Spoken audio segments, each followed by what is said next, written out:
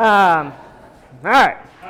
So this, I guess, one of the reasons we've kind of, I don't know where to start. So let's start with words. I'm at Jenkins, and I'm the lesser half of Cloverdale Forge. Rudy is the greater half of Cloverdale Forge. Together, we took the plunge a couple years ago to go full-time. Up until that point, I was a hobby smith, and I have a degree in mechanical engineering, which don't hold that against me. That was what by accident mostly. But the way I kind of got started in blacksmithing was my dad goes way back to the month I was born. My dad got a job at Lower Fort Garry National Historic Site. Well, it's not quite true. The way it started was he was traveling around doing agricultural machinery sales, and he had a second kid on the way. That was me. So he decided that he didn't want to travel as much. So he went into Canadian Manpower, and apparently in the mid-'70s there were tons of jobs. They were just giving them out. And he saw one for a blacksmith and was like, well, that sounds like fun. I mean, you can all appreciate that. So he took down the ticket, applied for it. They gave him an interview, and in the interview they asked him, can you smith? And he said, we got a forge on the farm. He had never used it. It was rusted through, and they were like, so you've made things on the anvil? And he was like, I've made thousands of things. Most of them were squished wood ticks, because the big ones pop when you pull them off the dog, and straightened nails. That was pretty much his whole experience up until that point. So he buffaloed his way through the whole interview, and they finally gave him the job, and then he had to learn. So it was a tough time to figure out how this was going, especially up in the backwoods of Winnipeg, Manitoba. But he managed to kind of cobble together what he remembered from the old guys and what he could find in books and that kind of stuff. And I don't know, he worked at Lower Fort Garry for years and years. He eventually moved from the blacksmith shop to the carpenter shop and finished off his career as a historic craftsman designation with the Parks Canada. So about 18 years later, I came along and I was looking for a summer job while I was doing my engineering degree, and I was like, oh, there's the fort, I'll go apply at the fort. And I got in there like, Jenkins. Your dad's a blacksmith, you can blacksmith? And I was like, well, we got a forge on the farm. And so then I had to learn. And after my degree, I was looking for retirement, so I went down to the folk school, did the host program like Clay was saying, took some great classes down there, and yeah, blacksmithing, some say it's a passion. I call it an addiction because it ruined my engineering career, and now we're full-time blacksmiths. So that's the Reader's Digest of how we got started. The project that we've got here, or that I'm going to kind of demonstrate some pieces from, was a project called, or we called it, #366 hooks. So I was lamenting the boredom of hooks to Rudy, and she suffers no fools, to be fair, and she didn't want to hear it, so she was like, well, do something about it. Why don't you do this thing? And then she promptly forgot she had said that, apparently. And so on January 1st, I was like, I made my first hook, and she was like, just one? And I was like, no, for every day. And she was like, oh my God. So we ended up, I say we because if it wasn't for Rudy, the support behind this project probably wouldn't have got done. It took, well, about half an hour to 60 minutes a day, which is a fair amount of time to dedicate to something, and we got hooks done. I think the biggest hardship that Rudy went through was just constantly hearing the question, what kind of hook should I make today? Because we don't know.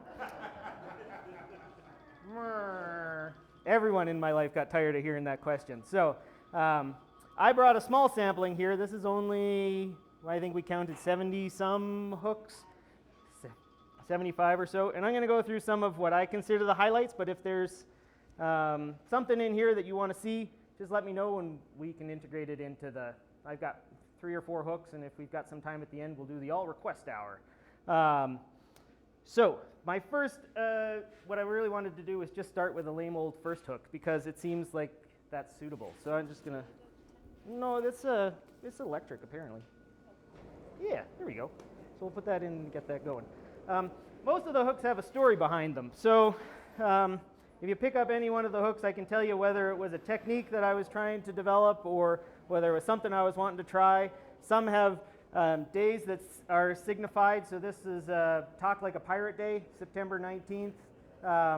It seemed suitable. On Good Friday, we made a giant spike. That also seemed suitable.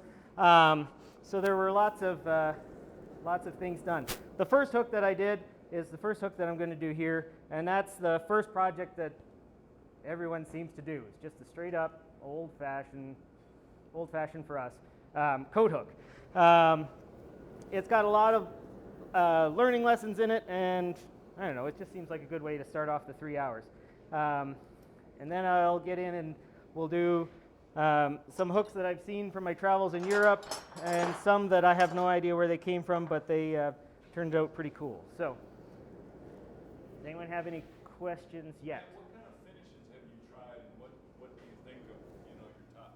So most of the finishes here on the hooks are just a tumbled finish with a clear coat on them. So I've done that. Sometimes we'll do a waxed finish. I don't know, we're pretty limited on what we kind of explore. Clear coat of trim clad. Go to Home Depot, whatever they got in the can, the rattle can. We're looking for other alternatives. Varathane makes a oil-based clear as well that seems to work pretty good. But mostly we've just been exploring paints. So I don't know, I don't get too fancy. I'm not a painter, I'm a blacksmith, so I don't spend too much time on the finishing department. So, what was that? So I don't know, so as a part of this,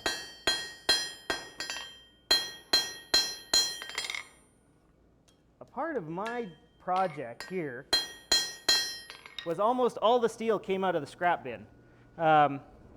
A lot of the pieces here were made out of 1.5 by 1/4, and that's because we had a large job that I messed up on. So I had a lot of 1.5 by 1/4 material left over. That was all about 2 feet long, and it made for pretty decent. So some of the steels, I have no idea what they are, just like this guy. But they're all forged. So yeah, here, let's finish this guy up. So just like when I teach the class, so Rudy and I have started teaching classes out at our shop, and so the first hook that we make is this one. We just flatten it like a screwdriver, roll it over, nothing too fancy,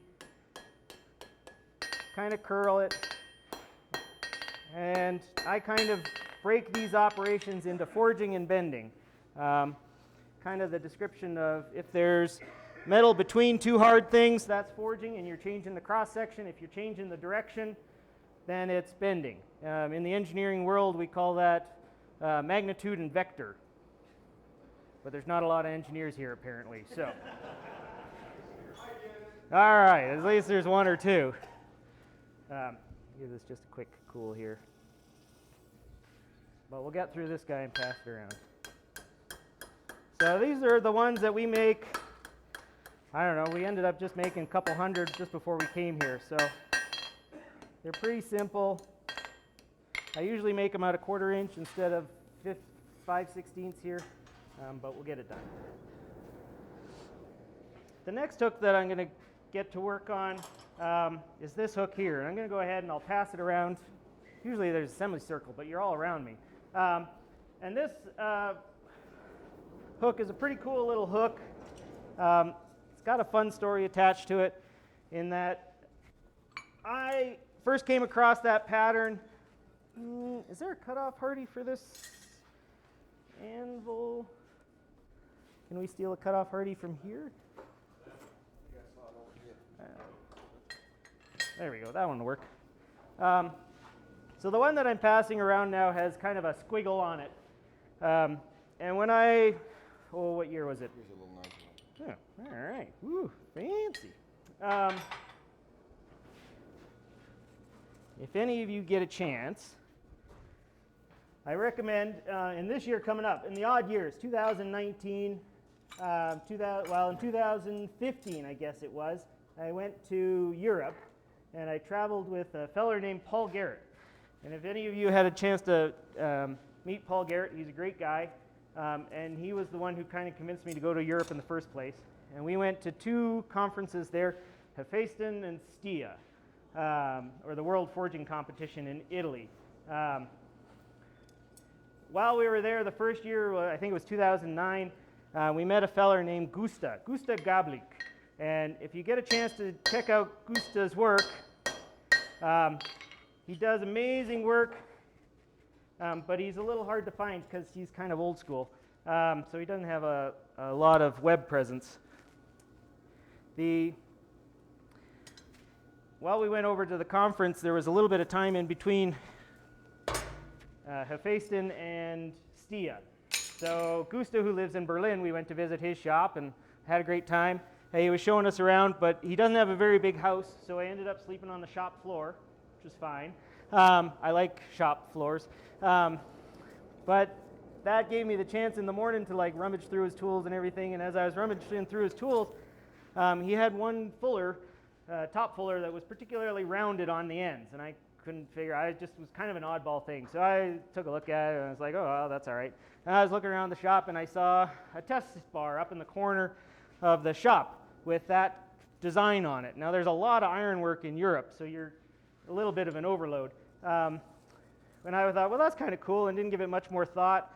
And then then we were walking around Berlin, and then we looked at this bridge, and there on the bridge was the same design. And Gusta was watching me look at everything, and he stopped. He didn't, his English is really good, but so he has a tendency to say more with looks than anything else. And he knew that I knew.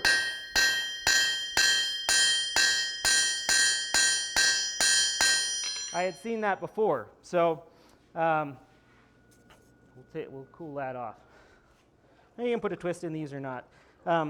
He knew I had seen it before, so just like good advertising, I had seen it in 3 places and I never forgot it. And so when it came time to start doing the hook project, that one came to mind, and it's not a design that you see very often. So we're going to go through it.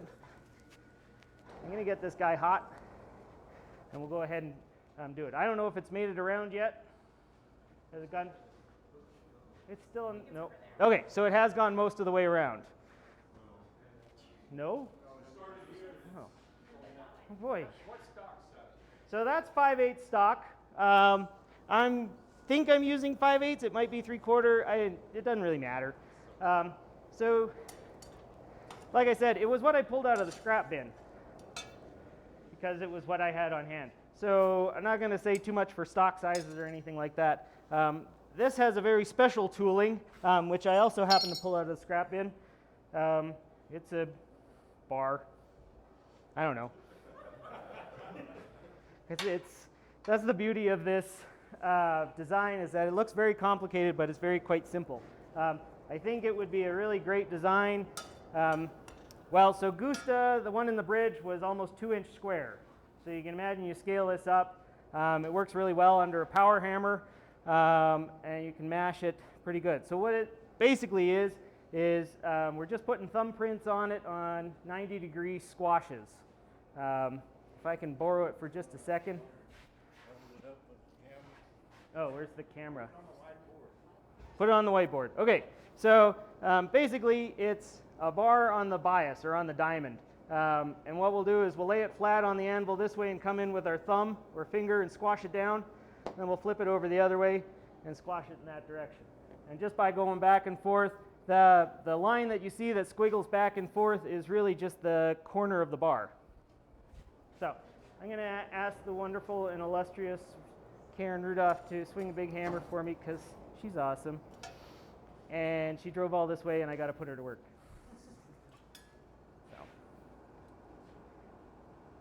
So we'll cool this off too. Does anyone have any questions about that? No? Okay. We're almost there. Where do you want to stand? Well, we'll move some tools. See, I already got as messy as our shop. Okay. You ready there? So we'll drag this one out. And we'll just lay that in there, go for it.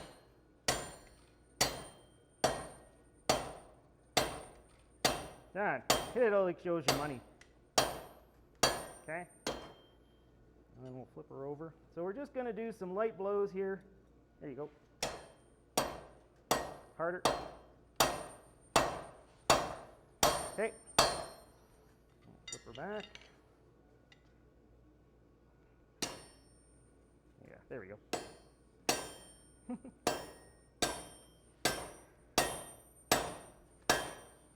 All right. So you can see, I know there's a wire brush somewhere around here. Is there a wire brush? I'll give this one right there. So we're just starting the pattern here. I don't want to go too far down the line, but you can see we're slowly getting established and starting to push that edge back and forth, back and forth. And we're really changing the cross section of the metal here. Hold it up against the handle so the camera. Sorry, you guys did all this fancy tech. I'm not used to it. Oh, there you go. So yeah, it's kind of squishing this way, then that way, then this way, and we're not going all the way just yet, but we're just kind of establishing that pattern so that when we come back, we'll have a little more something to register against when we flatten it down, if that makes sense. Get it kind of started, and then you'll know where it hits. So let's run a couple more just to finish up the pattern, and then we'll finish up the hook. I wish I had my computer because I could show you well, if you come find me later, I can show you the pictures of the bridge and Gusta's shop and all the good stuff that's involved with this hook. So it brings up a lot of memories. One of the nice things about the project is it's very much a diary. I know what's I was thinking it's a visual picture of each day of my year of 2016. Some of the days, this was each one of the hooks is actually numbered as well. So without looking at them, some of them I know what date they are. This one here was 365 because it's a full year once around the sun. And I always give Rudy a hard time because she picked a leap year, which is one extra for me to do this in. You ready to swing a hammer again? I'm just using a round bar for a fuller. My tooling is pretty limited. Okay. I try and keep things simple. Out our way, there isn't a long tradition of blacksmithing. Okay. So what we have to end up doing, all the tools that are kind of floating around in the antique world, my dad bought and there's none left. So a lot of the time I end up just showing people how it's done without necessarily, without too much tooling. So I can flatten it on two of the sides just to straighten everything up, because as you move that metal and push it down, it's going to want to curl up, if that makes any sense. Okay. So I'm going to go ahead and we'll clean this off just a smidge. I'm going to go ahead and we'll get two of the top ones deeper rooted, and then I'll finish it off as a hook. And I think I got some 5/8 here that'll work to make it go.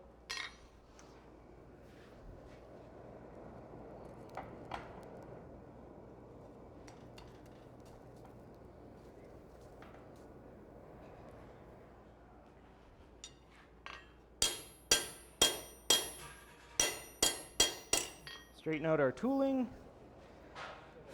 and we'll be ready here.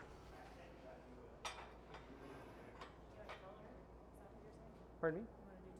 Yeah. Well, we're just going to deepen the top too. Clean everything up.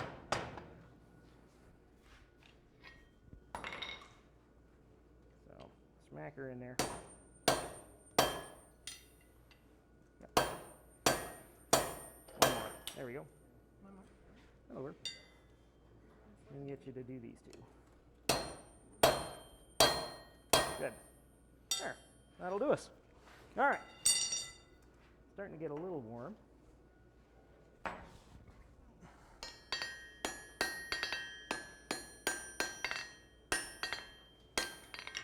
Okay. So I think that's as far as we're going to go with that one. I really kind of just wanted to do this demo as a little bit of samplers, a little bit back and forth. Oh, let me put on the anvil, sorry. But that gets the idea across. So what I'm going to do now is I'll cut it off, we'll make a quick hook out of it, and call it done. I mean, that was kind of the, you want it rotated? So that was kind of the whole project, right? So what that took was maybe 20 minutes, but I'll tell you that it takes just as long to draw them up and sketch them up on the table, figure out what you're going to make before you make it. Yeah. So what Rudy's going to pass around right now is 2 of my sketchbooks. There's probably another, there's another one here, but that's got my notes in it. So I'm pretty dedicated to my sketchbooks. I've kept them all over the years. I think we've got almost a decade's worth now. So usually I go through about 1 a year. And I don't know how my brain or why my brain works like this, but it needs to get things out of my brain. And by putting it in my notebook, it kind of gets it out. So I'm constantly sketching and drawing. A lot of the hooks for this project, because I didn't have time to sit down and put it in the book, was just sketched on the chalkboard or my steel table. And the only evidence that's left of them is the pictures from the hook project. So they're kind of gone. A lot of the hooks that you'll see I've posted were taken in front of the sketch. So I'm just going to cut most of the way through and then wriggle asunder.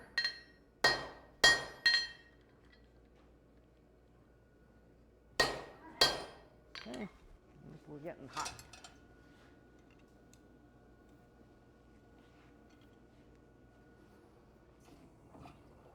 So the craft fair seemed to work for you. So right now we're doing the crafts fair, but a lot of what's working with depends on the crafts fair. We're starting to be very choosy about the crafts fair we do. We see them more as advertising. Advertising that kind of pays for itself. You get to have some pretty decent conversations with folks to kind of get the idea across. And we're also finding, and I think this is kind of an important thing, I think it's not as important in places like North Carolina, which has a long, strong craft tradition from what I experienced. But when we got up to Winnipeg, there are a lot of people who have no idea what blacksmithing is. And so our sales pitch is mostly education. We're teaching people what we do that's different, why we're different, why it's worth their time to invest in it, and all good things like that. Without that educational component,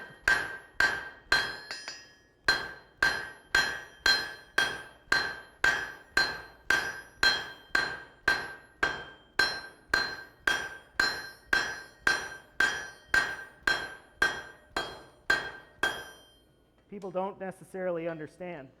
And that's an uphill battle.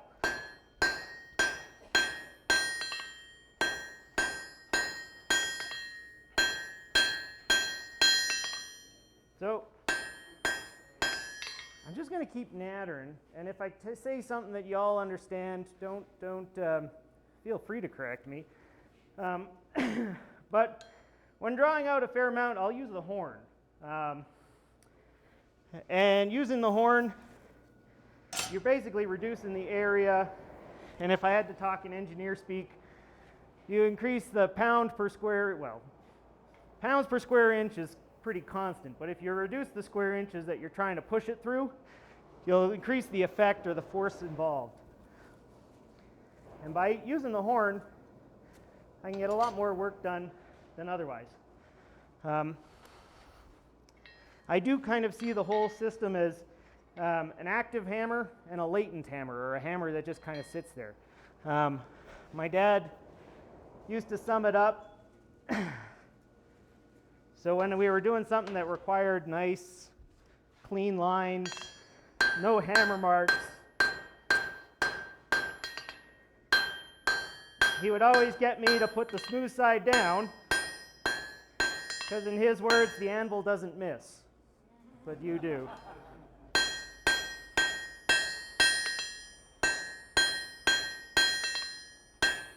All right. So that being said,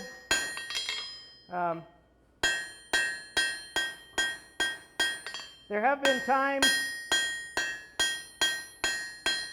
where I want a nice smooth surface on the bottom side, but I want a nice rounded surface on the top. So I do usually carry around with me a rounding hammer. I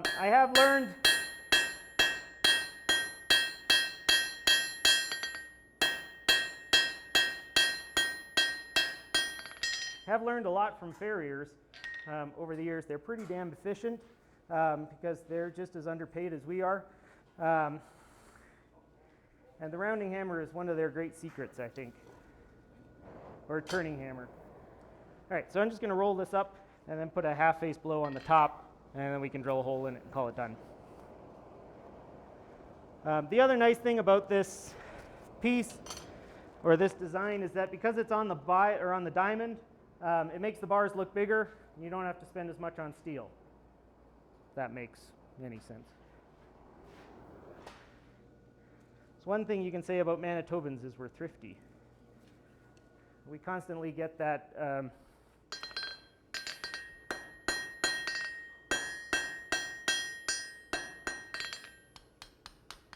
we'll just roll this up.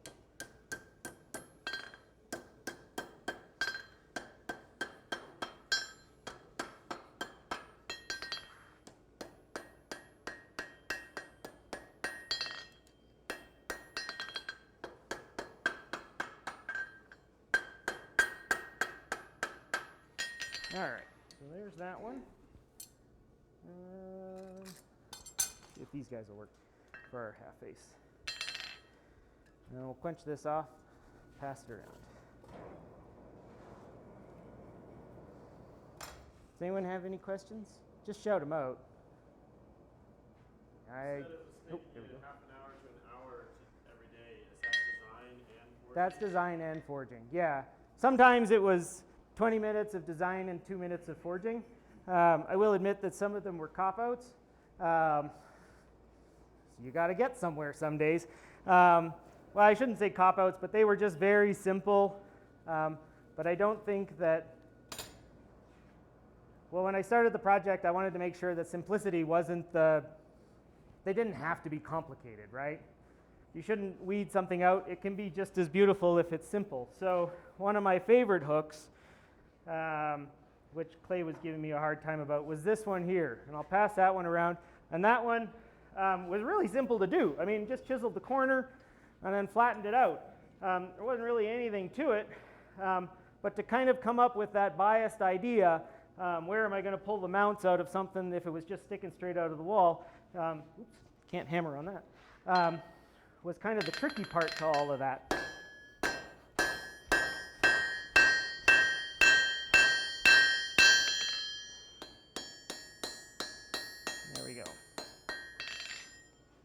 All right.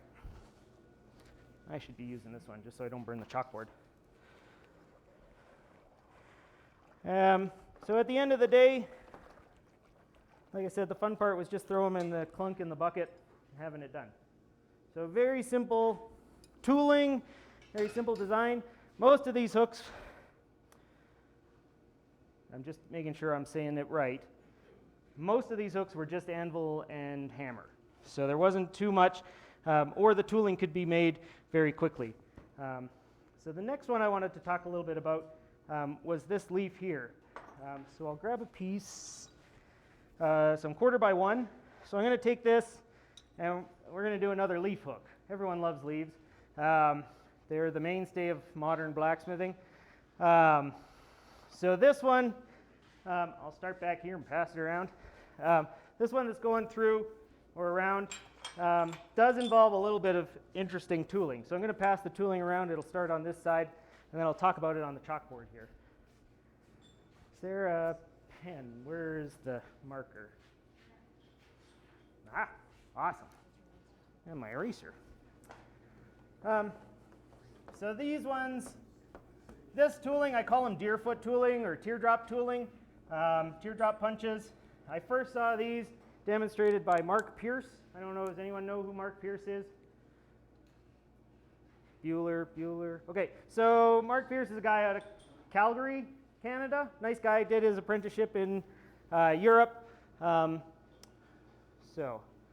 here is kind of the reason I call them deer hoof print punches, because they come in sets. So we've got a left and a right, if that makes sense. They're pretty simple to construct. The way I think about constructing them is if I've got my rectangular bar of tool steel, or mild steel if it doesn't have to last very long. One end I just round all the way around, and then I came in with a half file, or a half round file, which most of you have, and then you can doff that end off on the grinder, if that makes sense. So you remove the parts that aren't punch, to paraphrase someone else. And then this kind of scoops back into there. Those kind of disappear back there, and that kind of backs up into there. Does that make sense? So the ones that are going around are made from old Caterpillar pins, apparently, track pins. One of the important things, or the epiphany I had, was I was having problems with them in that I was grinding them like this, and I wasn't getting very pleasing results. But what I discovered is that if this is the ball part of my, I'll call this the ball end of the punch, was to put a cross section like that onto it. So we'll put that in dotted line. And that allows for the tail to slowly and gracefully pull out of the bar as you go deeper and deeper. So these punches are pretty deep for punch sake. But I don't know, it's all good. So what we'll end up doing while that one's going around is we'll make a fusiform, and then we'll make a okay, so probably you don't know what a fusiform is, because I didn't know what a fusiform is, but one of my students is a doctor, and Dr. D came up to me and said, oh, so we're going to be making fusiforms today. And I was like, that sounds like a $2 word or a $10 word for a $2 idea, Dr. D, what do you mean? And a fusiform, he said, was a leaf shape, which I was like, great. So I started using it because I like sprend freely on words. And so Dr. D and I became pretty good friends. And I kept using the word fusiform until one of my students, who actually did know what fusiform meant, said, I think that word is less two-dimensional than you think and more three-dimensional. And I was like, what do you mean? He was like, well, it means turd. So I've been telling all my students for years that today we're going to make turds. So yeah, fusiform, it's a good word. All right, so I had the piece of steel. I had brought it with, this is just like in my own shop. I took it, I put it right here. There we go. So well, thanks. I can do it. All right, so we'll grab a set of tongs. I'm a big fan of nice, simple tongs. These are some simple box jaw tongs, and I use them for a fair chunk.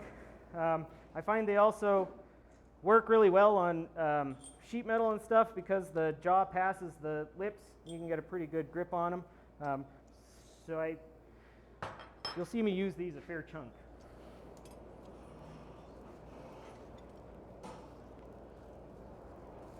All right. So I'm going to start with the point on this, and then we'll draw the stem, and we'll get the rough shape, and then we'll start working with the punches. So that way the punches will have a chance to go all the way around. Does anyone have any questions? I feel like I'm just nattering on but not saying anything. So in your design, do you pull any research from historical work or So, nature, or is it right off the top of your head? well, I think that most of my design is just an encompassment of Matt Jenkins' experiences. So, to paraphrase that would be I pull it out of my butt. I'm sure that it comes from somewhere. A lot of the times, so there's a couple couple things that I've been focused on, and one of the things that I've been enjoying lately for the design that I've been doing is how do we take the things that we try to avoid as blacksmiths, like flashing and trapezoiding and all the things that you're not supposed to do that. How do we take those things and make them into the highlight of the bar, right? So I just did a project for a feller. It's actually a pretty cool project, but we were making basically auger bits. And to get a center core, solid core down the center of it with wings on the edge, basically I just put it through a swage and got the flashing and left the flashing on to be the fins of the auger bit. And that turned out pretty well. So let me just put a point on this. One of the other things that I like to do for design is take a look at other materials and find things that are made in other materials. And if they can be made in steel, make them in steel.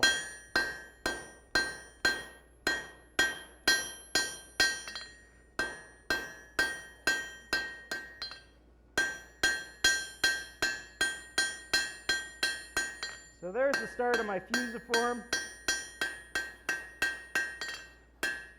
Just cool it up, smooth it out here on the horn.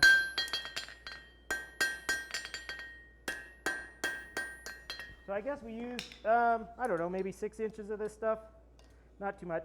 I'll flip it over and now I'm going to pull out the stem. One of the things that I always thought interesting was blacksmiths, right, and kind of stemmed from my time at the folk school, and I never really could figure out why, but if you've got some insight, I'd appreciate it. It seemed that people who worked with organic materials made things that were rectilinear and patterned, and people who worked with inorganic material, or basically inorganic shapes, and people who worked with inorganic materials made organic shapes, leaves, vines, crap like that. The woodworkers, they take this big organic shape and make it square, flat, and that was the highest thing. You get blacksmith and they take all this beautiful rectilinear bars and now we make it into leaves and scrolls and crap like that. Glass makers are just the same. So I have no idea. Someone suggested that it might have to do with sculpting versus building. I don't know. So I do enjoy playing with organic shapes because you can be lazy. So it doesn't have to be exactly bang on. I'll take a couple hits on one side, flip it over.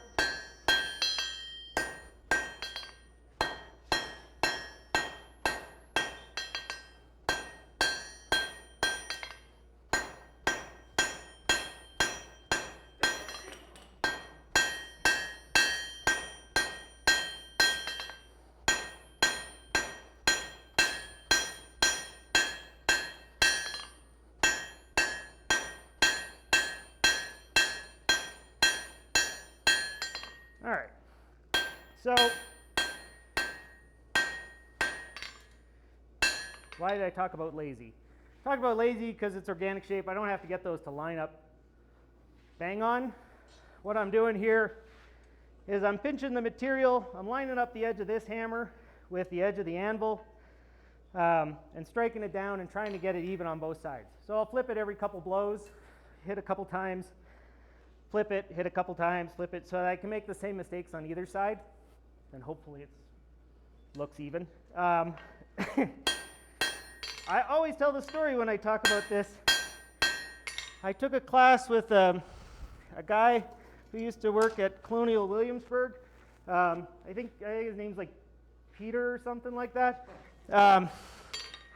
We're all sitting around and he was showing this technique, and he boom, boom, boom, pow, there it is. He was pretty lackadaisical about it. Said, all right, go do that. So we all went and we all tried to do it. And he went around to all 12 stations and everyone was like, oh, it's not working. And he was like, oh, all right. And he went on to the next one. Oh, it's not working. So anyway, he gets around, rings the bell, brings us all up. Okay, so everyone seems to be having problems with this technique. And the reason you're having problems with this technique is because it's hard. Go back. That was it. It was one of the most important lessons I've had in blacksmithing. Sometimes it's just hard. Sometimes you gotta practice. It's hard. I don't know if he had to bring us all up to do it, but it sure made an impact. Probably doesn't even remember he did it. Yeah, see? It was, but I have I'm just gonna knock the corners down here a little bit.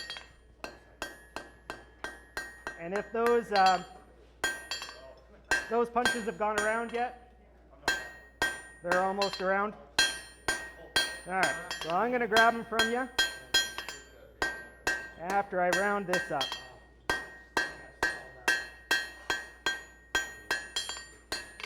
Awesome. So, actually I only need one for now. I'll need the other one in a sec. So we'll come in here and we'll take one more heat. We'll get a few of them in there.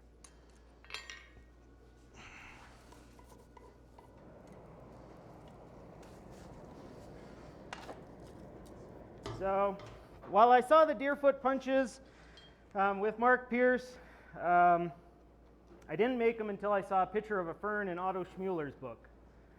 And you all familiar with Otto Schmueller? If you like Bavarian ironwork, you should really check it out. He has 4 books.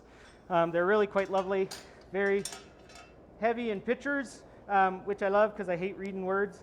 There we go. Do you know if there's a glove for floating around? I'm sure I can use it with these, but it'll be nice later on. My only advice later on is to make these longer, because I have to use a tool for it, because otherwise I burn off my little fingies. So we'll put that there so it's ready to go.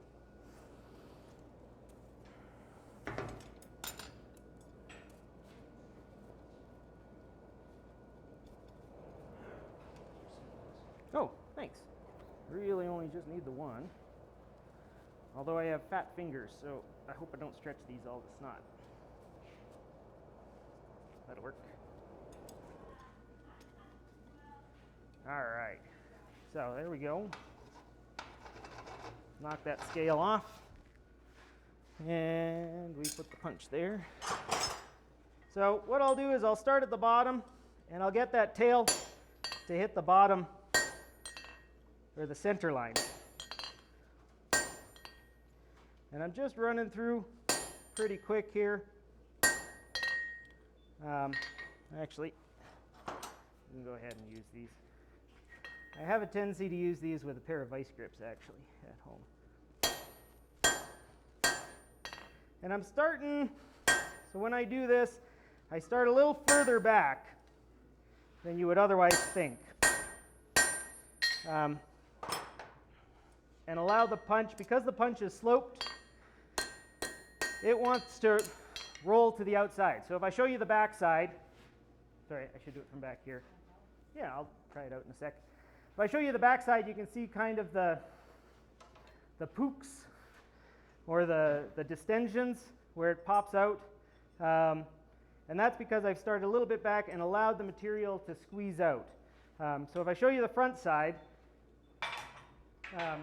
you can kind of see here, we've still got almost the full length of the material. You can see that it's stretching it, but I've started behind the edge and worked my way out. So let me put that back in and I'll draw what I'm talking about. Sorry, I'm left-handed, so I always have to be on this side of the board. So if this is my fusiform, I'm going to start with my punch kind of here. And because this is sloped, it wants to head downhill, if that makes sense. Or this is why I think it works. And as I finish up, I'm going to end up with it out here. And that'll end up pushing the material and give me a little more drama. Rudy can attest that I like drama. So, all right, so we'll get this guy going and we'll do the other side now. Oh, awesome. So, did that second one go around? There she is. Okay. So, put this to the side. We'll grab this one. There we go. one of the things I really think that I should make new ones, but I already have a perfectly good set, so haven't bothered.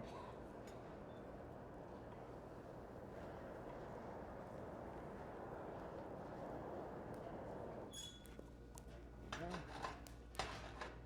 we'll come in here, and now this is the other side, and so we'll start the tails kind of in the same spot. Because I want the tails to emerge from the same place, just like a plant grows from a stem. And what we'll end up doing after we get these sunk in here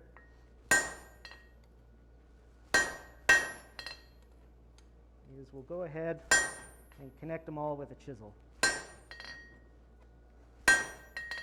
If I do the center line first, then I have to be right. If I do it afterwards, I don't have to be as right. There it is. Now, I'm going to get this one in just a little bit further. Clean it up. By finishing it up at a dull heat here, I'm smoothing out some of the scale that's down in the bottom and reducing the amount of wire brushing I have to do. All right. I'll admit that top one's a little bit off, but organics allow you to be lazy. So.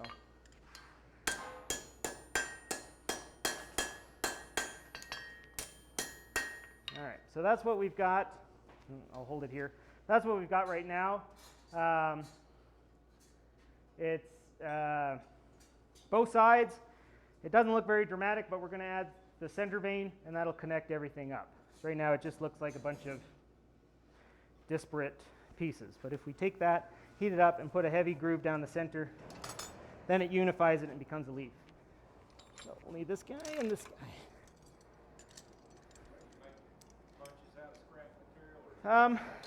I've started using W1 just to be a little more consistent. Some of these punches are made from Paul Garrett's race axles, which he tells me is like an S7 or something like that. Pardon me? High tough, okay. That stuff works great, but he's only got it in certain sizes. Also, I'm lazy, so whatever is easily available, I'll use. And a lot of the tooling I'm making is kind of experimental in my mind. I don't know if it's going to work when I make it. If it's a tool that exists, I'll tend to buy it just because why not? It's generally the guy who's making a ton of them. If you know how to make them, you're going to make them cheaper than I can make them. So a lot of the tooling that I end up making is stuff that I can't find anywhere else. So now we'll drop everything on the floor, and we'll come in and we'll connect those tails to the next one. And you guys all know about kind of rocking, and so this chisel has a fair curve to it that allows me to kind of rock it forward. The way I describe it is because I can feel where it is, if I drag the chisel across it, I can hear where it is, and I can see where it is. I'm going to be better off using 3 senses instead of just one. All right. We're going to use that in just a second here.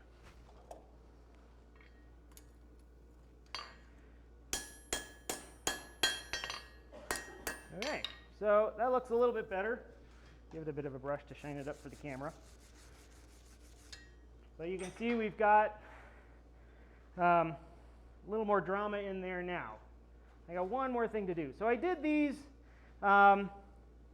This is what sort of what Mark Pierce did. He kind of demonstrated this kind of leaf. And then I saw it in Schmueller's, and I was like, ooh, that's really good. It didn't really click in my head that it looked really nice when I saw Mark do it, but he was the first one I saw do it. And this is kind of what Mark did.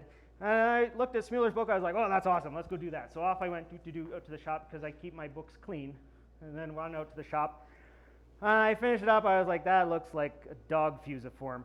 So I went back into the house and I noticed that I missed something. So I'm going to put that in. But I'm only going to do it on half of it. So with the one that went around, I don't know where it is around. It's still going around. So in between each one of the lobes, this isn't a secret because it's already been around, there's a little chisel mark.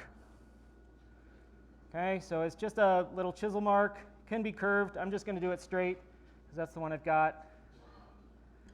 And it really sets off an impressive drama. So let's do that real quick here. And I'm just going to do it on half. And I'll just use a regular old chisel. This one here that we did for the stem, or not the stem, the main vein. Don't need you anymore.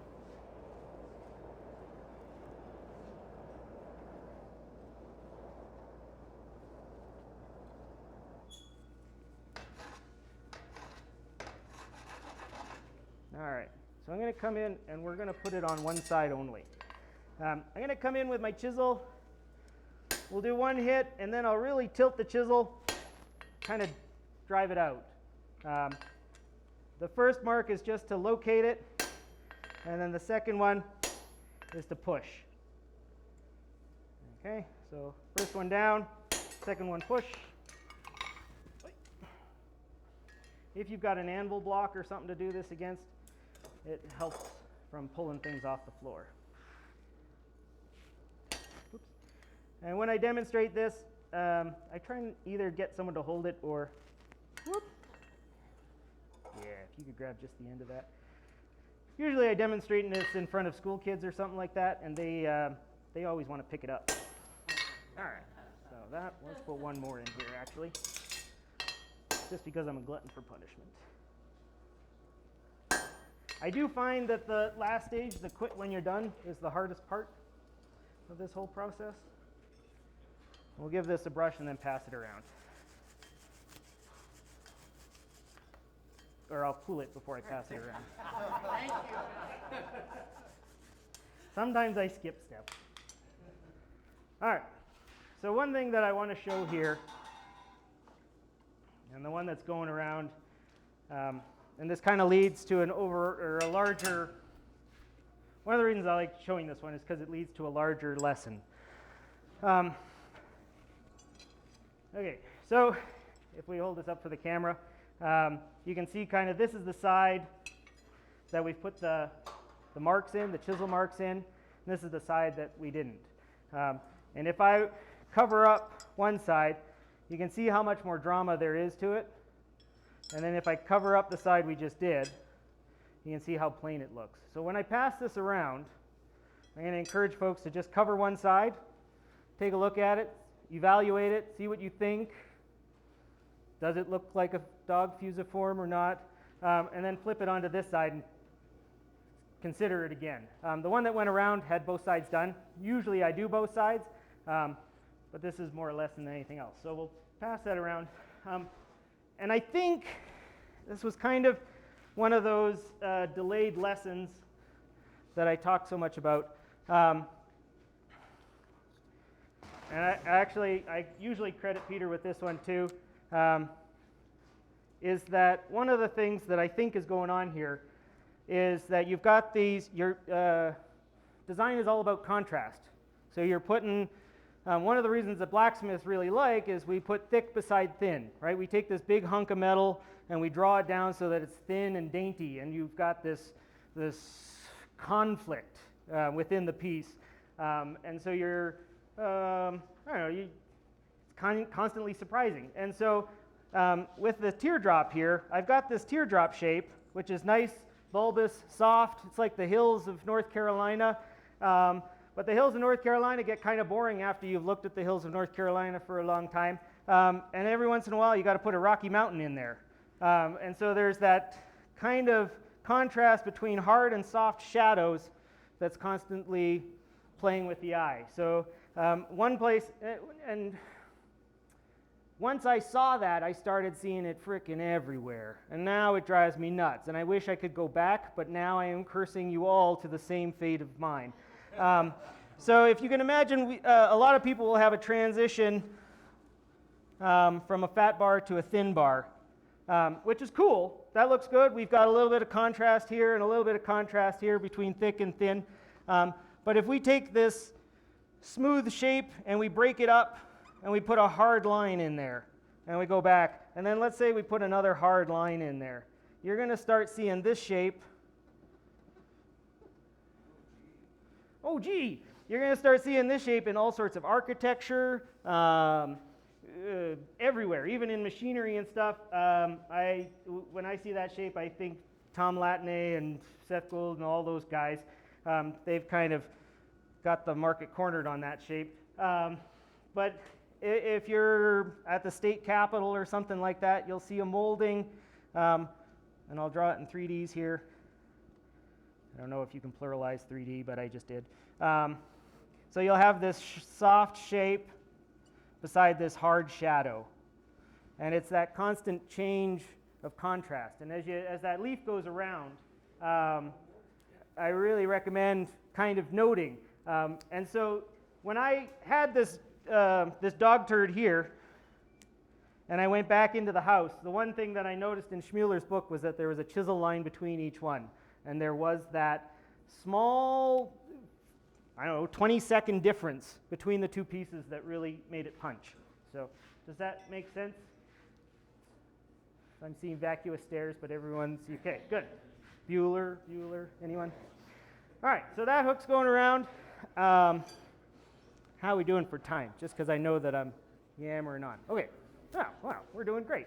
So the next one I want to do is another one that has very simple tooling. And some folks have asked about it, so we'll go ahead.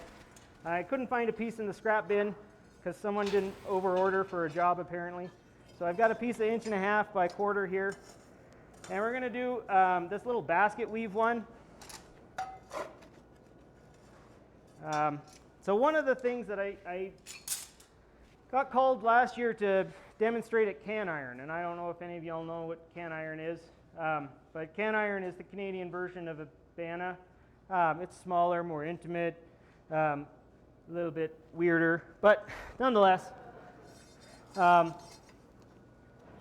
realized that this 366 hook demo is a little bit weird because now I have to prepare for 366 demos because I was just like, what do you guys want to do? So now I don't ask until I get the ones done. But this was one that I did out there, and I'll pass it around. It's a basket weave. It's pretty simple, and it's made with very simple tooling. The reason I mentioned Nabana was because I ended up making the tooling while I was there. So I'll pass the tooling around. It's just a square punch and a butcher. Nothing too complicated here. If I can find my butcher, I'll pass that around as well. And these are just the little inserts that kind of go in my set of tongs there. Now, yeah, I'll take this. This will be fine. I guess I can stop talking for a second or two, right? All right. Where's my thought process? Okay. So I don't know where I saw this one.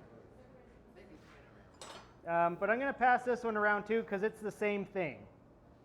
So some of the hooks, when I got lazy, I just ended up recycling them in a different pattern. This one got a little more complicated, but that was the day I wanted to learn how to do Celtic knots. So rather than just do the straight basket weave, I ended up doing kind of that. Now you can, I'm just going to punch down. The ones I've passed around have a solid back on them, but if you want, you can pierce them and do the same thing. It doesn't really matter. You can punch a square hole. It is possible. The first time I did this, I was working at Lower Fort Garry, and at Lower Fort Garry, most of the tools there are pretty dog meat because university students like myself come and learn in that shop.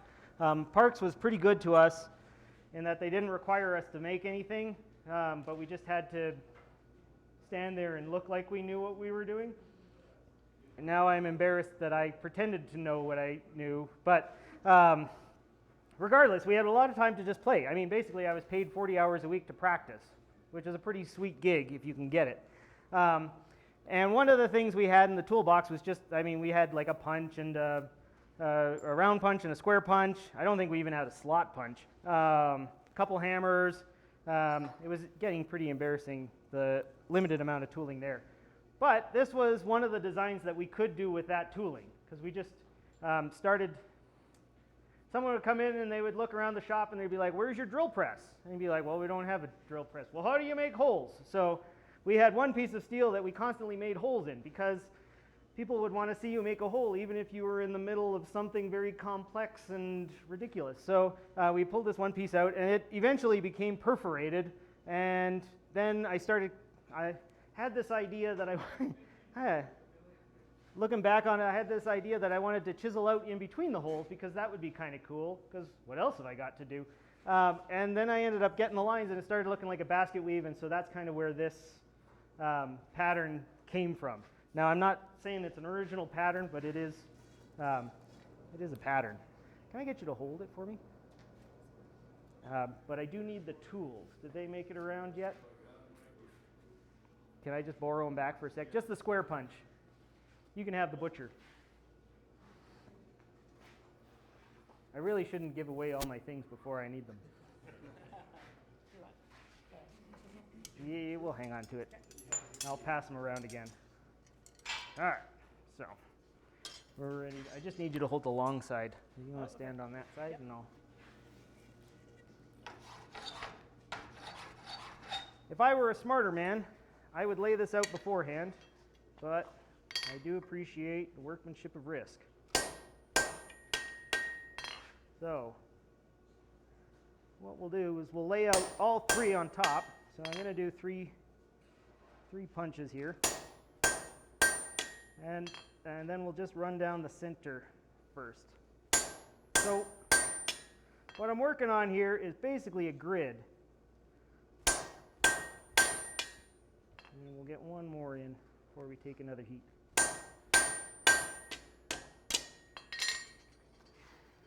And by laying out the center one first, it'll allow me to know where I've got to put the ones on either side, right? Friend of mine lays tile, same thing. You run down the center of the room, and if you're a little bit off on either side, at least you're centered. So it's very similar to laying tile. We'll flip this over, flatten it out.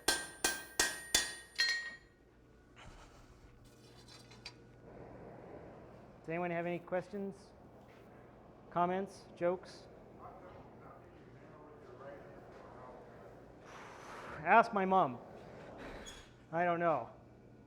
I just looked for in a dictionary and fusiform does not mean turd. What does it mean? It means spindle shaped. Spindle shape. As when you wind the yarn onto a spindle, Right. it winds bigger in the middle and tapers down at the end. Is it? But that's three-dimensional, right? Right. Okay. So it could be a turd. Well, you can use it to describe it. But I appreciate the correction. That's That's the zoology application. Okay, perfect. Yeah. The folks who told me were very familiar with scat. We'll put it that way. It's like the proctologist who was disappointed when he found out what 18 holes a day meant. All right. So I'm going to come up one side and then go back down the other. And we're going to try and keep these lined up.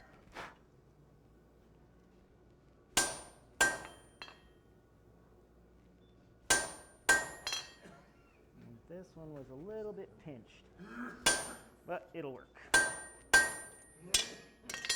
right.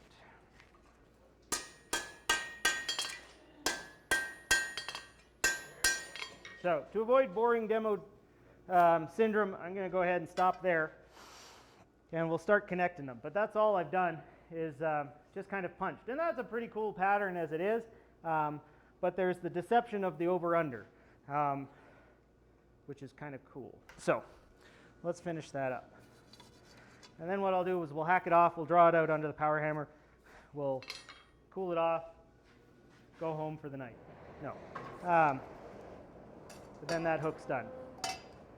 So I'll switch from the punch, the square punch, and we'll go to the butcher.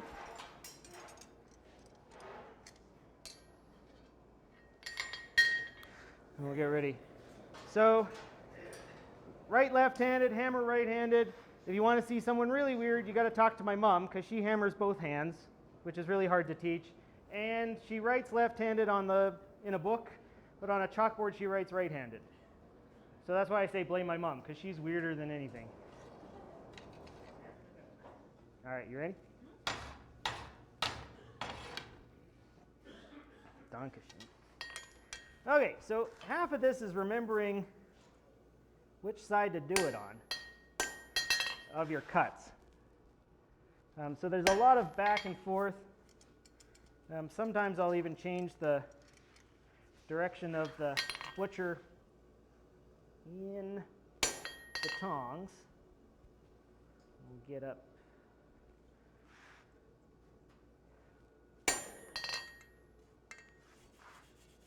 Dankeschön.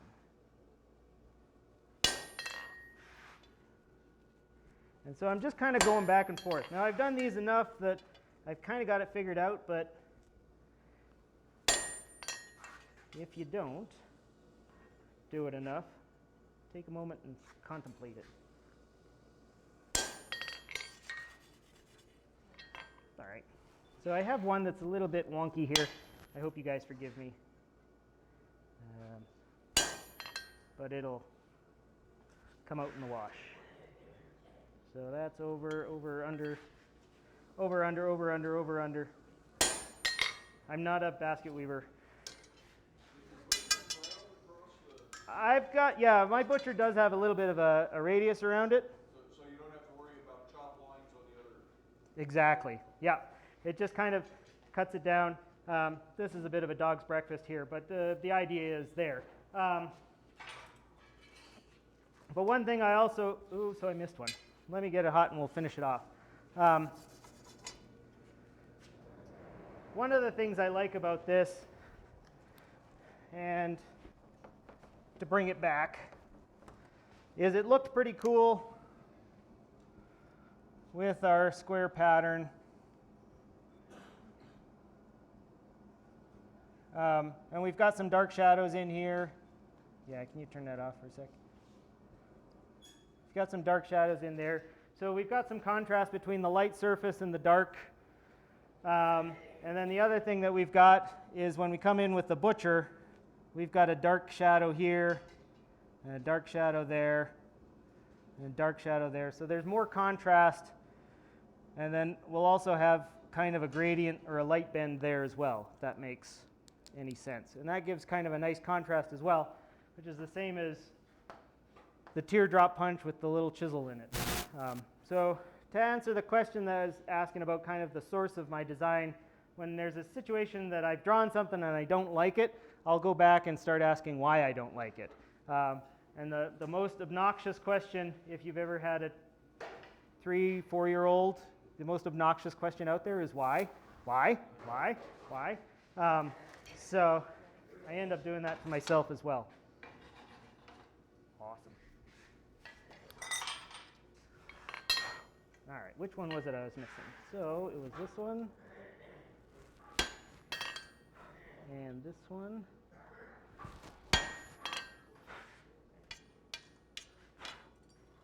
That one's over, that one's over, that one's under, and that one's over. I think that's good.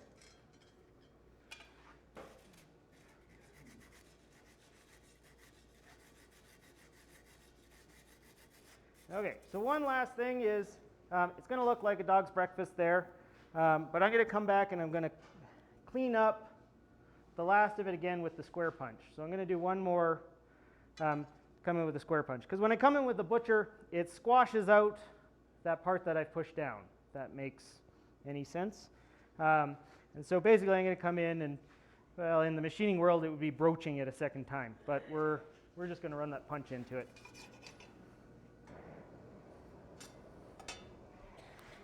So what I'm talking about there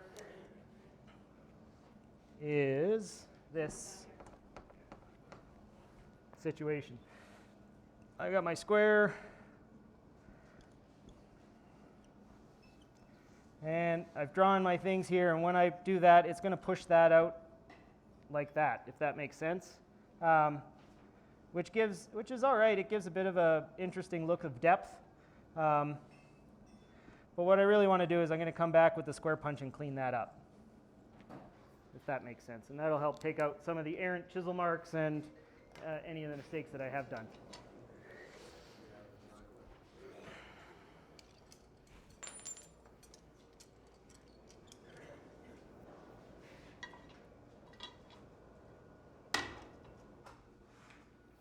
Thanks. Awesome.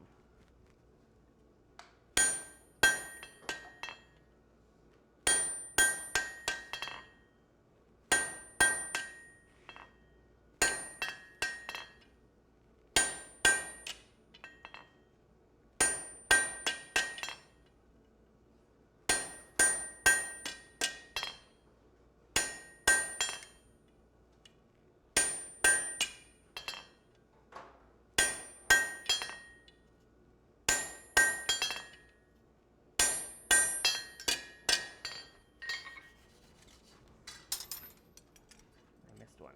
I knew I couldn't find it before, but now I found it. There we go. Awesome. So I'm going to go ahead and we'll cut this off. We'll cool it, pass it around.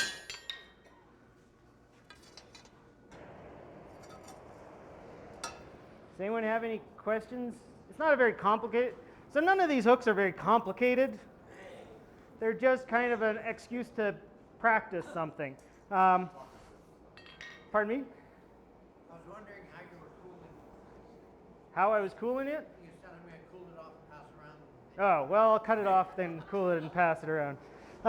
Yeah, I have to chuckle because I spent, a fair amount of time at the Campbell Folk School, and one of the things that was consistent, I took a lot of classes, and one of the things that was consistent among all the instructors there was they would finish a demo, and then they would cool it off, and they would say, now don't do this.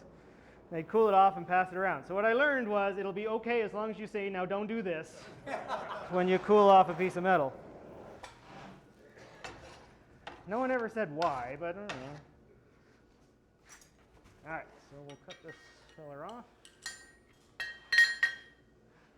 I'm going to give myself enough room to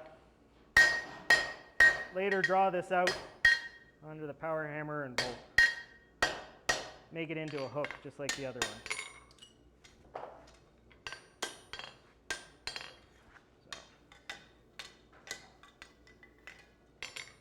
So, rather than flick it into the crowd, we'll grab a set of tongs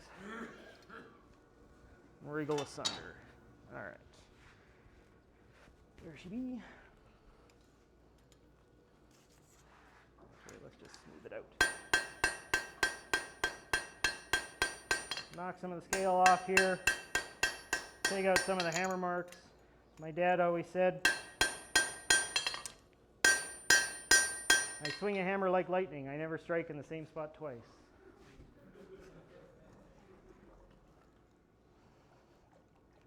All right.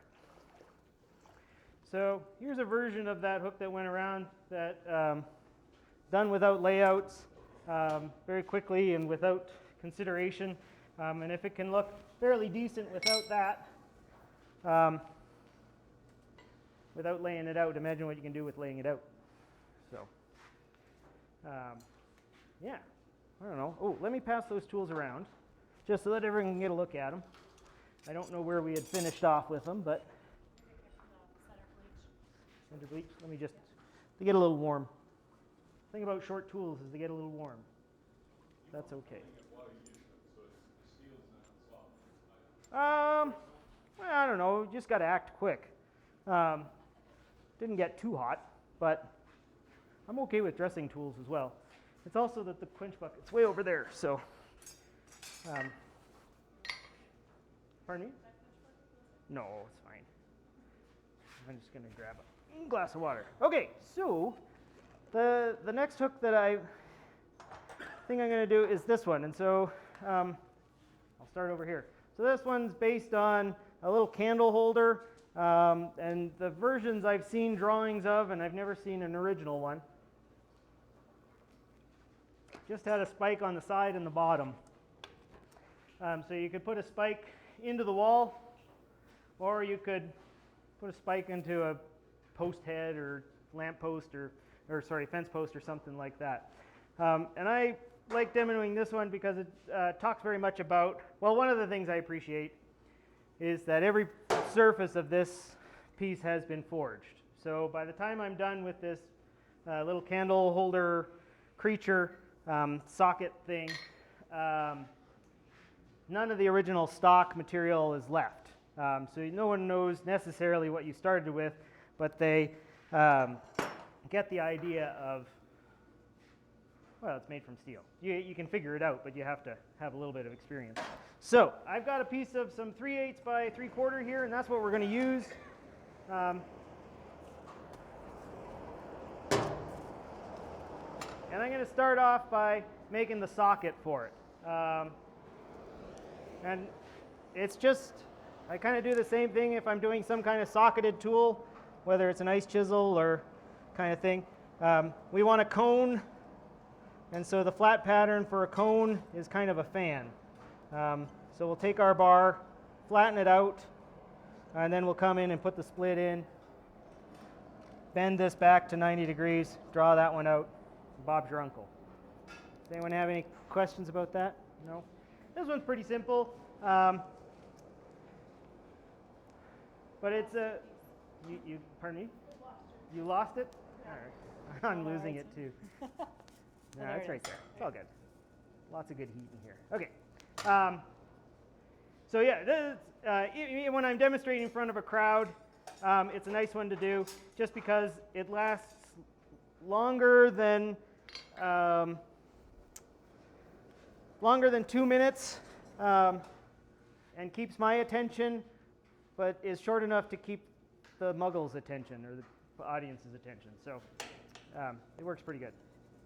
Now, and I think the one that I'm passing around started with inch instead of 3/4, but regardless, doesn't really matter. So what I'm going to do with every peening,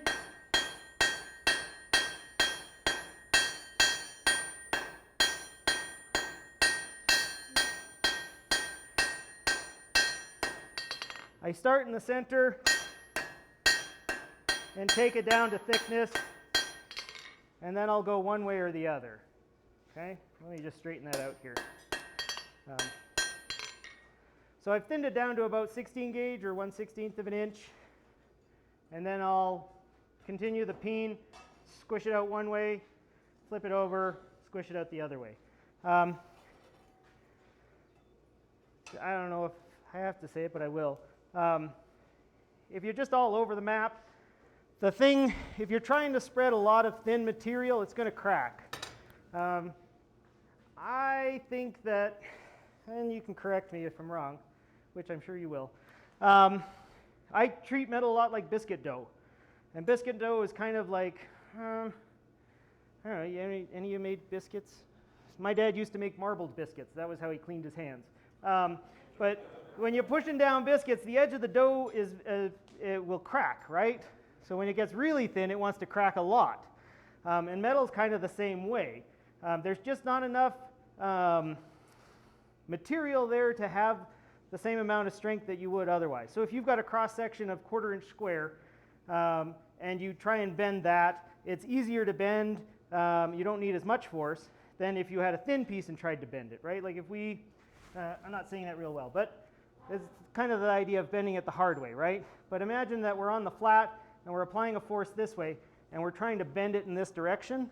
When it's thin, you need a lot more strength to bend it. And then because you're using that much more strength to push the material out, you're actually exceeding the strength of the material and it wants to rupture or get past the yield point and ultimate strength and blah, blah, blah, engineer talk. But if you think about it like biscuit dough, when the biscuits get too thin, the dough tears. And so a lot of the time when you're kneading dough, you push down into the center and out to the sides, right? And that's all we're doing here. There's nothing, nothing complicated with that.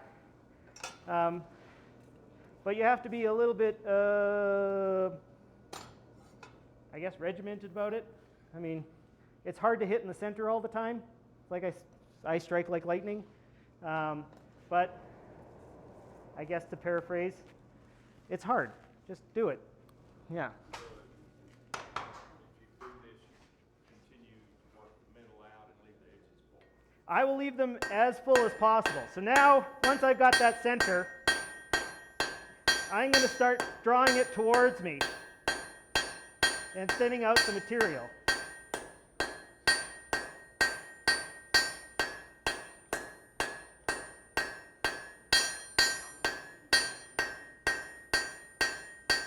So you can see I'm maintaining that 16 gauge as I go along.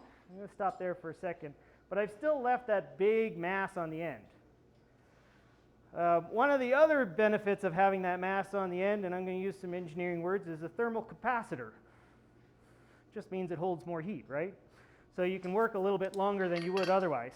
If you make it thin, it's going to be thin all the way around. Now, if I was doing a welded socket, I've also got extra material there for my for the lap and enough material to weld it so it won't thin out. So that's another benefit. So clean that up a little bit and we'll put it back in the fire.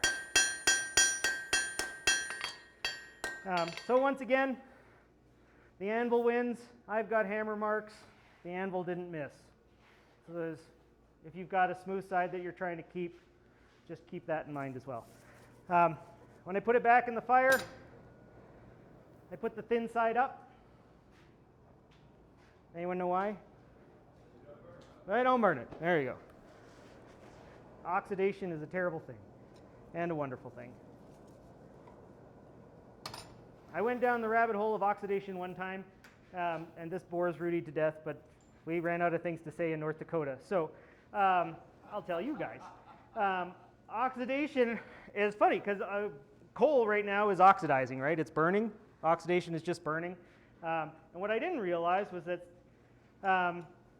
iron is, what's the $10 word? Autoignitory, is that it wants to light itself on fire. But most of the time the heat is dissipated through the material, and as my truck doesn't burst into fire when it oxidizes, it just rusts away slowly in this salt-infested world of Winnipeg.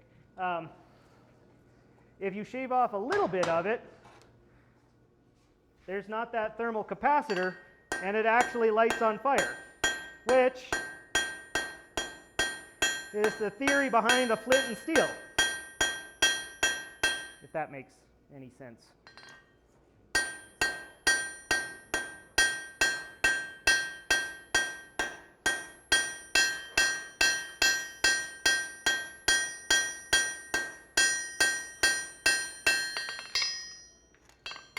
Okay, so I'm almost there. I'm going to take one more heat. I got to get a little bit more on that side. How wide do I have to spread that? Wide enough? Well, it really depends on the candle I want to put in it, right? So, unfortunately, blacksmithing doesn't lessen the laws of geometry. If my candle's here, and let's say it's a 3/4 inch taper, the fan, or the distance at the top of the fan, needs to wrap all the way around that plus a little bit, right? So if I take 3/4,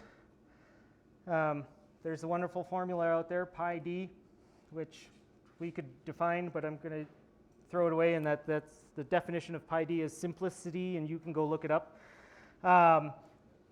So 3, don't sweat the small stuff, times 3/4 gives you 9/4.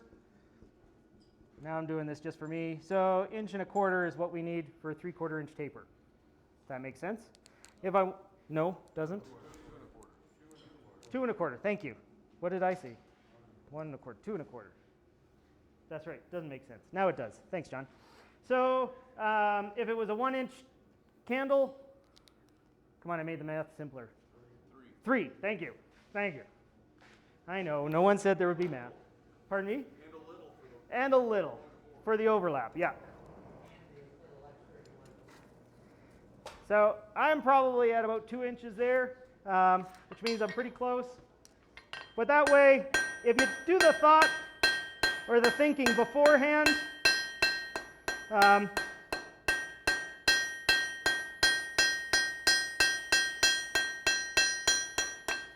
you'll know you have enough.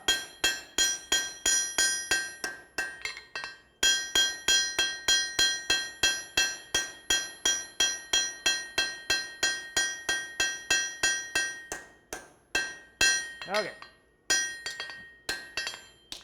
Where are we at? There's a ruler. So I'm at 3. We'll call it an inch taper then. There's nothing worse than wrapping it up and then having to unwrap it to make sure you fit the candle. So I hate going back. But if you think beforehand, I had one student, after I went through the math, he was like, hey, no one said there would be thinking in blacksmithing. And I was like, yes, there's always thinking in blacksmithing. But when we think beforehand, we'll be all set. So with that flat pattern done, I'm going to flip it over and we'll do the other side, just so that I find it easier to spike before I roll the socket. I probably should do the spikes first, and then I could just work from one way to the other. But the amount of time it takes to heat up the socket to rebend it is not a big deal. I like to start at one end of the bar and slowly work my way through it so that I'm not reheating as I go along. It's a bugger to start here, heat there, heat here, heat here. Easier just to work along. In this case, the socket is pretty light material and not a big deal. So I'm going to cut it off and then split it. I'm going to tell you a story about one of the guys I used to work with at Lower Fort Garry. His name shall remain nameless, but we'll call him John Weir. And John, I was working with John, and he was the one who had told me that he didn't know that there would be thinking in blacksmithing, because when we were working at the fort, the fort was open 7 days a week, and John was brilliant. He had a master's. He was working on his PhD in political science. Brilliant. But he was working at the fort in the summer, and we started making a set of tongs, and all he had to do was punch the hole while I was gone for my weekend, which was Wednesday, Thursday. And I'd come back on Friday, and I'd show him how to rivet it. He knew how to punch holes. This was good. Poor John. So I came back, and he had punched the holes, but he had punched square holes. I was like, these are really cool, John. I was like, what? So working at a historic site, you get very talented at answering stupid questions by making people not feel so stupid. I once had someone ask me, what is that raccoon-type animal, or the animal there with the raccoon-like tail, and somehow had to figure out to tell them that it was a raccoon. Or someone asked, what is that straw hat, and try and tell them that it's a straw hat without making them feel stupid. But so I had John, and I had these square tongues, and I was looking at, or the square hole in his tongue, I was like, yeah, that's pretty cool. They're going to be really tight. And he was like, yeah. Yeah, I was like, what inspired the square? And he was like, I thought it would look cool. And I was like, well, we're going to cover it with a rivet. He was like, oh, man, that sucks. Still hadn't really kind of figured out that it was a square hole. So I let him rivet them together. He figured it out. Sometimes you got to learn the hard way. All right, so we're going to cut this off and then split it.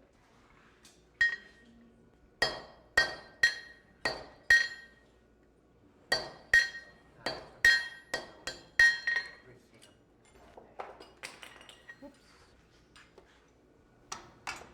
All right, so we've cut her off. Now we'll go ahead and split it and then draw out the points.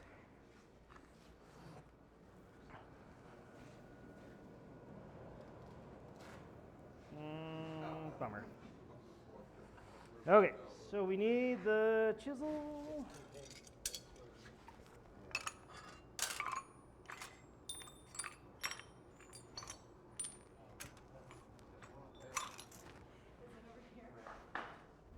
Nope, not that one. I had it a little while ago.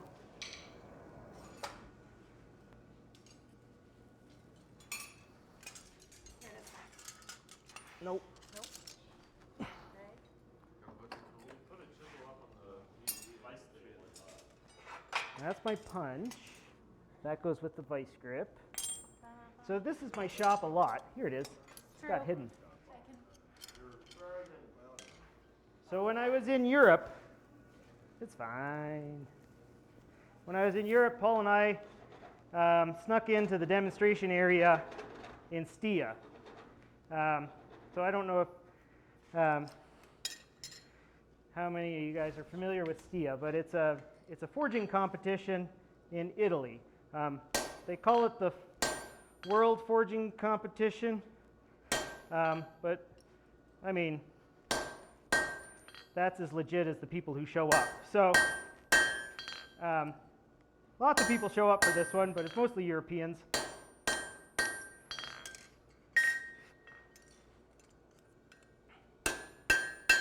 And Paul and I, we may or may not have been drunk. It's hard to say. But we got talking with some French guys, and they somehow, we thought they were insulting us first because they were like, un clou, and we were like, yeah, we got a clue, but it's clue is French for nail. So they were like, they wanted to do a large nail competition. So we snuck into the forging area and we lit up the fires at like midnight or something like that. I mean, snuck in, I mean, we went under the rope. It wasn't a big deal. And we started up. Paul and I were talking about like how we would go ahead and like figure this out. We were strategizing. And then suddenly we hear, Bonne fête à toi, bonne fête. And we were like, what the hell? Which is, you might familiar, it's happy birthday. And apparently in France they use sparklers for candles. And so they were trying to tell us, but they didn't have the words for burning. So now I use that when I've got a bunch of students. We just start singing happy birthday. So I'm going to go ahead. Now that I've, so usually, like I said, when I do this, I do the spikes first. But I wanted to get to the socket first. And the other thing I wanted to kind of talk about was I've chiseled it on the flat side. And now, and I'll use this more for forks than anything else, I'll put it up in the vise and come in with the chisel. And I find because I've made a weak spot for the chisel to follow, it's going to follow that line and I can finish it off without having to worry about cutting into the anvil, damaging the chisel, and doing all sorts of things. If that makes any sense? All right. Bueller, anyone? You need these guys? So we'll come over to the vise and finish it up.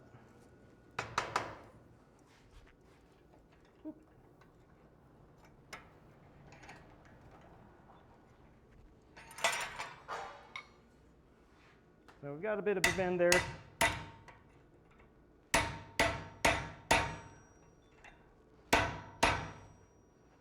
And a little more. So that gives us a nice quick, I can do that left-handed. Gives us a nice quick clean split. And then I can fold one over and bend one out of the way and then draw them out. That makes sense? Anyone have any questions about that? So if I had left the bar, one of the things about leaving the bar instead of the socket first is I can hammer straight down onto the bar and bend that 90 degrees real easy. I don't know if it's gone around. There it is. So I'm going to have a bit of a trick getting this one leg out because I wasn't thinking when I started it. See, this is the problem, right? So we'll come in and bend that first. But if it's a solid bar before you put the socket on, you can drive it down and get that upset real quick. So we'll try it again.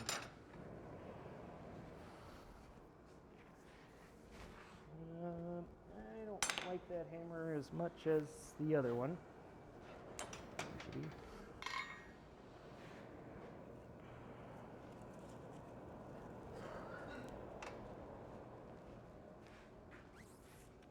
Does anyone have any questions? You want another joke?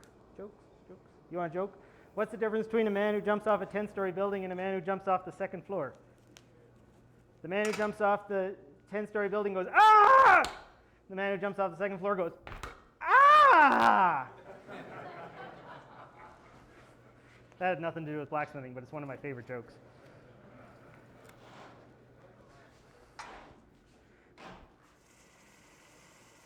Give myself a little bit of love there.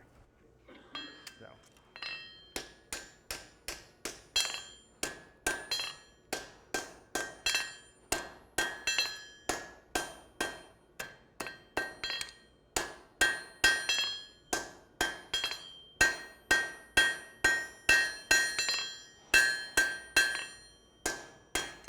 Okay.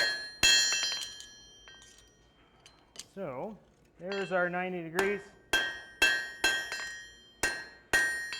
So now I'll draw those out into a point, and then we'll roll the socket. No one's fallen asleep yet, except Peter over there. So, obviously enthralled. All right, so after this hook, so just so I can start thinking, is there any up here that people want to see done? 'Cause I think we're, yes? There's one that's a round stock, kind of a tight corkscrew. Yeah. This one? Yeah. Okay. I need some, let's go with 1/2 inch and 3/8, or 1/2 inch and quarter, about that long. So what I'll do is I'll demonstrate the twist on that, because that's the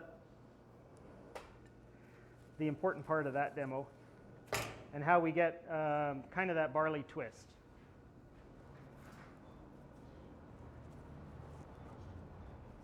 All right, so we're going to draw the point on here.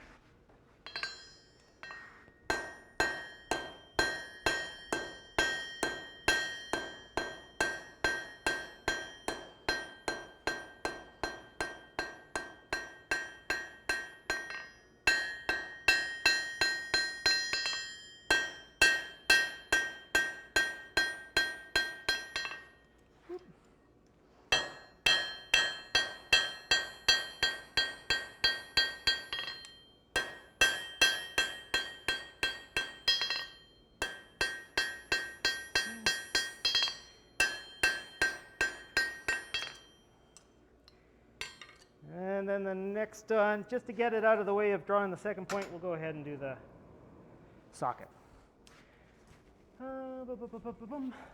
These guys will work good for that. So, yeah. So this hook. The idea behind this hook, in fact, what's really missing is I should have put it on the back of a bar. So this part goes against the wall.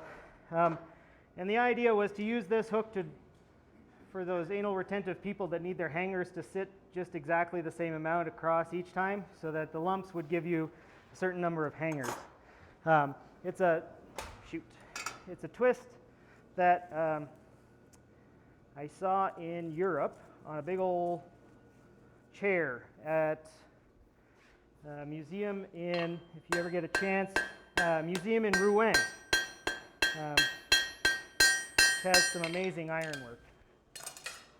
So come in here. I'm just going to start that scroll in the crook here. If you've got a swage, you can use a swage. I'm a big proponent of using less and less tools if required.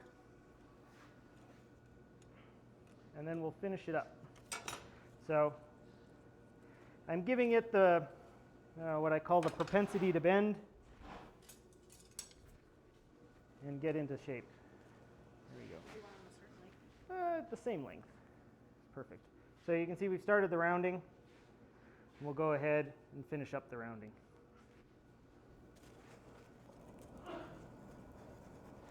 It's thin. This is where you can prepare yourself for success. The smoother you make that sheet metal, the smoother it's going to bend, unless you're going to be fighting it to get into a circle. If you leave it lumpy, your circle is going to be lumpy. But maybe you like lumpy. I don't know.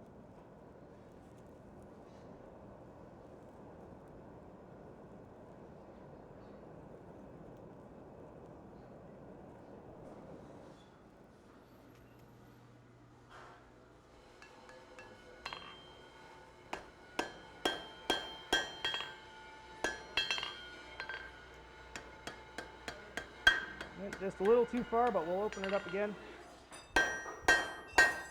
So, the other thing I'm doing here is I'm drawing it down at that base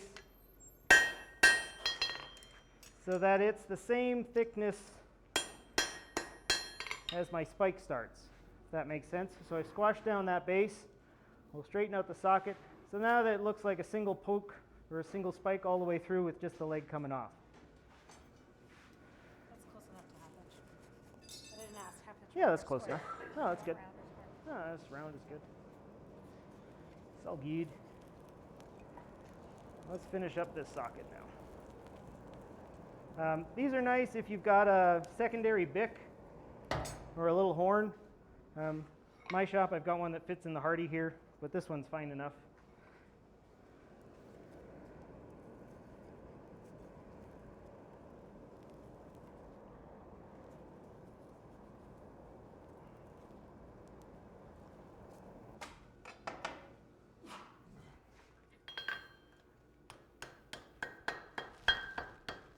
Come on.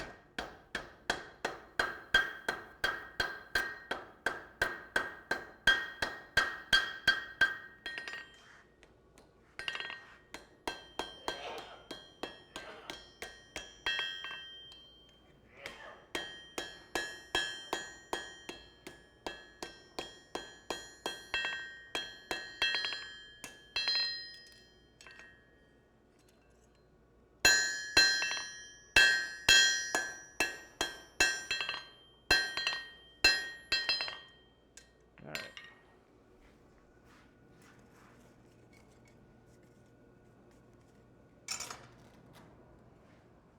So from all accounts, most of these were cast.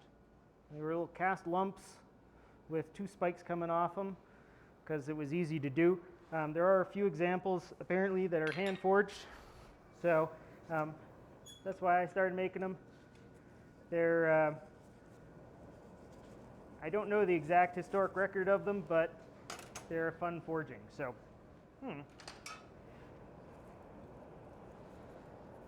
it's just like if you guys, you all familiar with the courting candle? If anyone's can cite a source on that, I'd love to hear it. I think it makes a great story, but I don't think there's any basis for it. I've learned over the years that my dad told me a lot of things that didn't necessarily ring true, and that was one of them.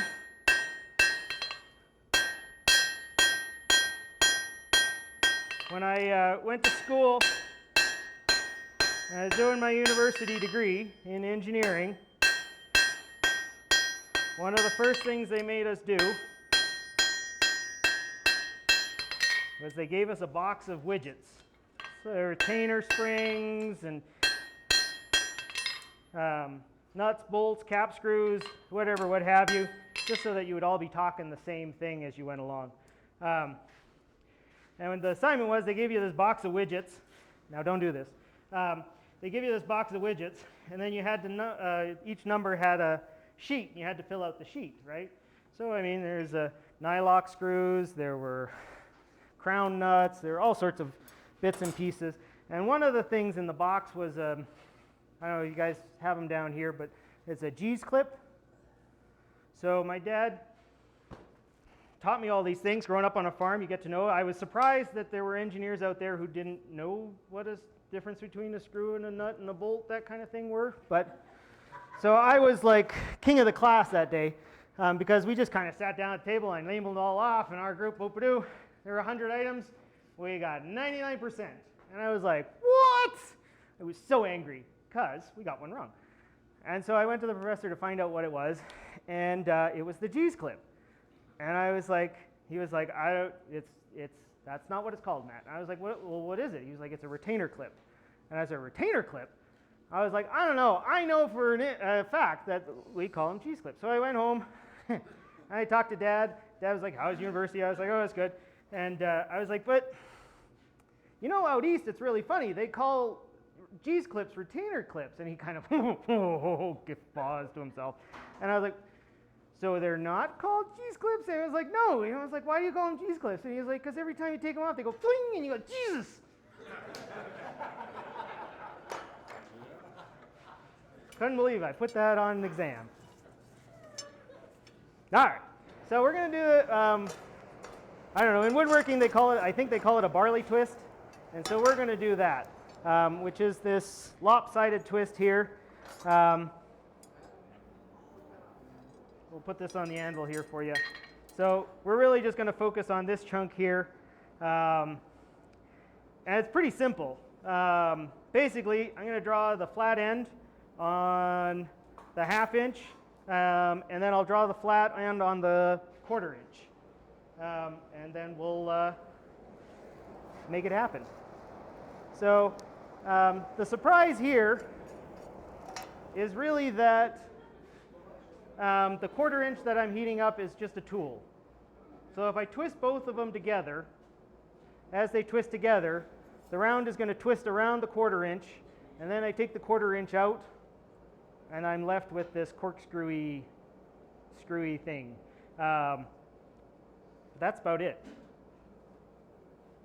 You still want to see it, don't you? You don't believe me. All right. Well, so in my shop, I have, sometimes I'll weld these together. But in this case, we're just going to make ourselves a couple flat spots to put in the vise together.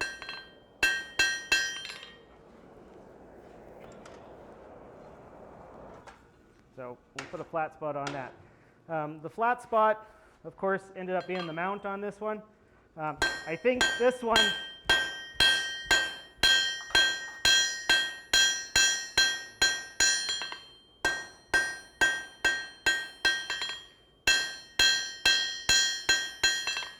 so sometimes when I was doing the hook project, I would have samples like this twist that were already in the scrap bin. So I just pulled them out and used them. This was one of those situations. So this was an 11:59 at night one, yes. Grr. I'm going to cut it off and make it a little bit shorter, just because we've got it. So we need the cutter. Cut it across. All right, so while we're doing this one, is there another hook you guys want to see?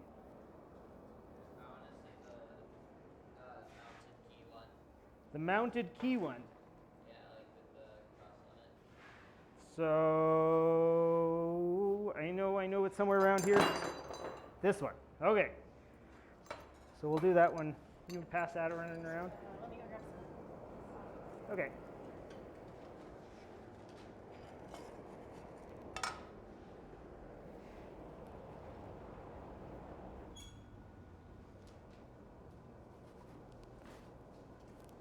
All right, am I going till noon? You got 2 hours or 1 hour? 11:45. Pardon me? 11:45. All right. Yeah, you can take a break there. Can we take a break? Yeah. Okay. I'll get this cut, and we'll prep this for twisting, and then when you all come back, we'll do the twist, because otherwise it's going to be a little bit boring. So take a break, shake it out, 7th inning stretch. Isn't that what Americans do? Rah, rah, ree, kick him in the knee.